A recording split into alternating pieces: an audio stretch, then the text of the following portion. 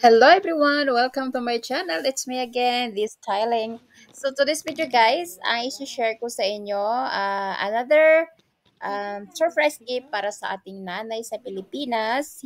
Malayo man tayo, hindi po hadlang na ibigay natin, ihatid natin ang ating pagmamahal sa pamamagitan ng kunting bagay na pwede natin silang pasayahin.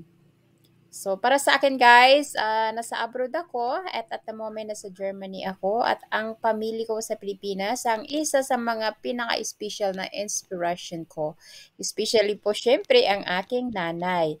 So, ligid sa kaalaman po, yung tatay ko matagal na siyang namaalam, wala na po siya. So, that's why para sa akin, yung nanay ko talagang binibigyan ko ng grabing special uh, treatment yun, ganun. So, malayo po ako.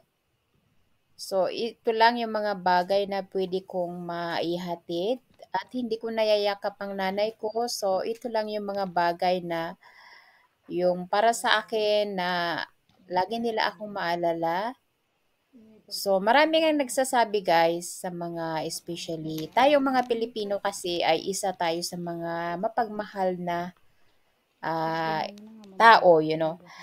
Kasi iba't ibang bansa may mga ano sila guys, mga different style. Tayo mga Pilipino, nandoon tayo, yung puso natin, sobrang pagmamahal sa ating family. So, may mga ibang nagsasabi naman kapag sila ay may family na, so nakakalimutan na nila yung kanilang magulang. So guys, hindi po dapat ganun. Kahit po nagkaroon na tayo ng family or kahit matanda na tayo, dapat yung parents natin, bibigyan po natin ng special. Kasi yung magulang natin, hindi po yan natin napapalitan. At ang mag-asawa man tayo, ang asawa pwedeng palitan ng kahit ilang bisis pa yan, pero yung magulang natin hindi.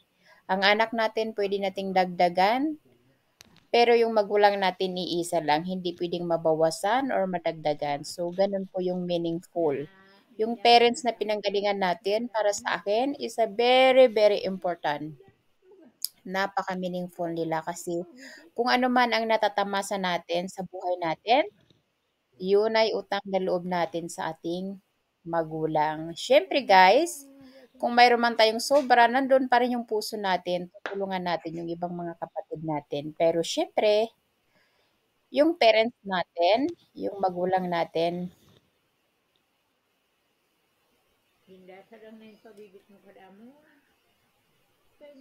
So, yung nanay ko umiyak siya. Pero syempre guys, para sa akin, napakasaya ko pag nanay ko masaya. I love you, Ina. And thank you for watching guys. Sana may natutunan ka sa video ito.